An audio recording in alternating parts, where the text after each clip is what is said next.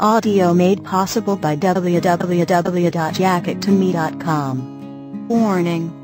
The following has suggested content that is not suitable for some listeners. Audio Fanfiction Productions presents Wide Awake. Fanfiction written by Angskata003. Fanfiction inspired by the Twilight Saga written by Stephanie Meyer. Epilogue. Bella's point of view. Wait. Turn a little bit, yeah, right there. Shit. Edward grabbed my hip and leaned back on his heels, thrusting into me with an intense expression. Resting on my side, I clutched a handful of bedsheet, and pulled my knees to my chest, gasping. You like this one? He asked, fingertips tugging my hips to him rhythmically. I offered a fervent nod into my pillow. Was there any position I wouldn't like? Doubted it. He dropped to his palms and hovered above me as he tucked his chin into his chest, watching our skin meet, while his thrusts grew erratic. He warned me in a strained voice, teeth clenched. You have T-10 seconds, and counting to get yours? Yeah. That wasn't gonna happen. With a shudder, he grunted my name, his own palms curling into fists around the sheets as he stilled. He flopped onto the bed with gasping breaths, panting. Okay, that one's out. I turned to him with a gaping jaw, wondering. Why? I like that one. He shrugged and kissed the tip of my nose, explaining plainly. I can't get you off like that. Too much fucking reach around. I rolled my eyes, resting against his chest. Just because I don't get off doesn't mean I don't still enjoy it. He snorted into my hair as he nuzzled against it, reasoning. Yep, right. If we'd just spent all that time fucking and I didn't get nut, I'd feel fucking cheated. You're a guy, I reminded. You never have sex without getting off. And when I put it that way, maybe I did feel a little cheated. Man, it must suck to be a girl. He mused. As if the whole having a uterus thing wasn't enough of a bitch, you aren't even guaranteed an orgasm. I mean, the guy pretty much dictates when sex ends. I met his gaze and nodded. Then his face went blank right before he began laughing, bouncing me on his chest as his eyes crinkled. I said, dictate. Oh, Jesus, I groaned. What are you, 10? His boyish snorting followed me into the bathroom as I started the shower, stepping beneath the stream with another roll of my eyes. He'd just come back from jazz and Elise's, which explained everything. I swear, whenever he and Jasper got together, there was some kind of quantum shift, in which they lost 10 years of maturity. It'd take all night to get them back. I waited for Edward to join me, as he usually did. Our new apartment was less crappy than I'd wanted. I'd specifically told Carlisle that I wanted to at least feel like I was roughing it, like all my peers were. It was just a weird desire of mine, to get the full college experience, shitty housing and all. We had our own damn laundry room, for Chris' sake. I'd stop pouting over it the second I saw the kitchen, though. It was love at first cookie bake. The size of that oven was ridiculous. Sadly, school left me such little time to make use of it all. We just finished with finals, which was the primary reason for our Let's Explore Sexual Positions number 6 through 20 game. What better way to wind down after a long, stressful semester? After a good 30 minutes of enjoying our over-extravagant shower, I realized that Edward wasn't going to join me, to which my brow creased in confusion. I exited the bathroom in a towel and began clearing the floor of our clothes, which had been scattered haphazardly after Edward had come home to find me wearing what he affectionately referred to as the titty tank. After a brief straightening up of the room, I began my search for Edward. We had a spare bedroom that I fixed up into a studio for him after he'd voiced an interest in painting. So I figured I'd find him there. It was empty.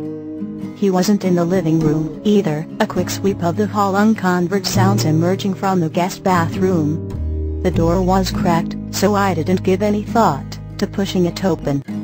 He was hunched over the toilet, his bare back rippling with gurgled heaves that splashed into the bowl. Oh no! I cried as I went to him, tentatively rubbing his back, as he vomited. I lamely asked, "Are you getting sick, or something?" One side said, "It." I rolled my eyes. "Duh." I couldn't see his face, but his entire body was trembling. Skin ashen. It wasn't until I heard a small, faraway voice that I realized Edward's cell phone was sitting opened on the floor beside him. I picked it up, asking, "Hello?" It was Carlisle. "What's happening?" he asked, frantic. I answered, "Edward's sick. I think he might be coming down with something." Again, with noting of obvious facts. Edward remained silent with the exception of his strangled coughs as I patted his back sympathetically. "He's not coming down with anything." Carlisle sighed. "I wanted to wait and tell him in person when you came down next week for Carmen, but I didn't even have to say the words, Bella, and he knew why I'd called. I'm so sorry." "Sorry for what?" I asked, blanching. Carlisle's answer was grim and quiet, but was emphasized by another round of violent heaving from Edward. "His mother passed away last night." January. With the new year came a sense of grey numbness. He didn't go to the funeral, and though I couldn't understand why, I respected his decision. Carlisle had promised that he'd used his connections in Chicago to ensure a respectful ceremony, but it didn't seem to faze Edward any. "Still not hungry?" I asked as I cleared my own plate. Edward's left untouched. He simply gazed down at it with a vacant expression, replying, "No, not really." He pushed himself away from the table. After offering me a quick kiss as thanks for dinner, he disappeared into his studio, where I knew he'd be for the remainder of the night. I don't know why I didn't see it coming. I'd planned for so much over our last year together. I had to anticipate the big events for the purpose of my therapy, but for some reason, Elizabeth Mason's death wasn't ever included in that list of possibilities. I wasn't expecting her to live forever. Maybe I'd just hoped that Edward would never know her fate, or maybe I'd just been selfish and had spent so long focused on my demons that I'd forgotten he had some of his own. He hadn't eaten a full meal since before that call. Sometimes he'd pick at his food and nibble at it, only to rush to the bathroom minutes later and expel it. That particular issue was my main priority at the moment. If I could just get him to eat and keep it down, then I could start working on the other stuff. I silently scraped the food from his plate to the trash can. February. "Maybe he'd reconsider taking some time off from school and coming to stay here for a while." Carlisle hoped. I shook my head. "He'd never do it, and you know it." Carlisle agreed with a grudging nod. I continued, "It's sleep now, too," as I sat before him on the stiff, leather sofa. When it was just food, I felt like I don't know. I didn't think I could fix it, per se, but it wasn't overwhelming. Now, he isn't sleeping, even when I hum to him, and it's just I harped in frustration, concluding, "It's too big for me, Carlisle. Food and sleep, it's what I do for him, and I can't. He needs help." Carlisle sat slumped in the chair before me, elbows resting on his knees. "I'll try to talk to him, but I can't make any promises," he said, eyes a hopelessly lost shade of blue. "That's just the worst of it," I persisted, because my session with Carmen hadn't been long enough and I needed to get it off my chest. I pulled out a loose thread on my frayed hoodie, and continued, "He's totally quiet. He'll speak when spoken to, sometimes, but it's like he's not even there anymore. He goes to class and goes through the motions, but it's like a tape playing on repeat. I'd lost my mother before, so I should have felt as though I offered some insight to the situation. But Edward was different. I felt guilt at not being able to save my mother, sure, but he was a different story. In his mind, he'd abandoned her. I couldn't even bring myself to tell Carlisle about the other things that worried me. I felt ashamed for being selfish and wanting my boyfriend back.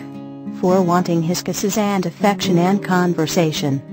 Some ridiculous portion of my mind had thought that I'd be different, that I'd be exempt from his distant behavior. "We'll give him a week," Carlisle decided with a comforting, yet sad smile. "If he's still not eating or sleeping, then I'll just have to intervene." "Sound good?" I left the house with a feeling of helplessness. March. There were 2 missing pieces of bread. Call me crazy for counting. But I had, and I was left standing before the bread box with a frantic expression. What if I miscounted? What if he'd made a sandwich for a guest? What if he tried to make himself one, but had ended up vomiting it up? When he walked in the door that evening, he didn't look much different. He had circles around his eyes, and his lips were dry when he kissed me on the cheek. His face was still just as sunken. His skin was still just as pale. "Did you eat today?" I blurted before he could disappear into his studio. He blinked at me, eyes flitting toward the kitchen. I had like half a sandwich for lunch. I wanted to ask him whether or not he'd kept it down, but that felt overbearing of me, and I wasn't sure I even wanted to know the answer. I was too excited. "You think it's helping?" I asked. He shrugged and scratched at his jaw, looking away. "I don't know," he answered awkwardly, adding in a hushed whisper, "Maybe." He stood there for a moment as I restrained my inner squealing. "If you want something later, you'll tell me," I beseeched, thrilled at the prospect of preparing him a dinner. He nodded and peeked at me through his lashes, before once again darting his eyes to his shoes. He looked bashful as he shuffled to where I stood, halting to press a soft kiss to my forehead, arms wrapping around my shoulders. "Thanks for being so patient," he whispered, running his fingers through my hair. It was the most he touched me without solicitation in months. "I know it's a pain in the ass, but I think this is really helping, and maybe she'll start looking up." His small grin as he pulled away was further proof that his words were true. That night before coming to bed, I took my medication, and Edward took his. "April, "I need a bra," Jasper declared, as he stood in our living room, a severe quirk of his brow conveying his seriousness. Edward sighed from the sofa as he flipped through channels. "Too easy." "What?" I asked. Jasper shifted to one side and huffed, explaining that "There's a very important water balloon slingshotting war going on over at the dorms, and Alice is bra blocking me. You're my only chick friend, so naturally, there has to be some kind of bra allowance in our relationship. I provide you with funny Edward was a douche back when stories, you provide me with undergarments. This is some pretty simple shit, Bella." "I'm not giving you a bra, Jasper." Jasper gaped at me before turning to Edward, imploring with desperation. "Dude, why in hell's fuck are you just sitting there? Did you not just hear me use the words water balloon slingshot and bra in the same sentence?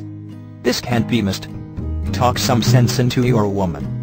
Edward was silent for so long that Jasper flicked his gaze to me, expression gradually darkening.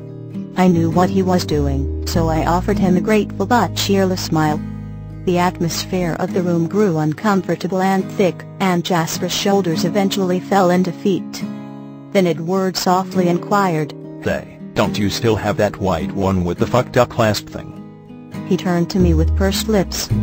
I stuttered, and darted my gaze to Jasper, whose spirits I could practically see lift to the ceiling. "Fucked up clasp thing?" I asked dumbly.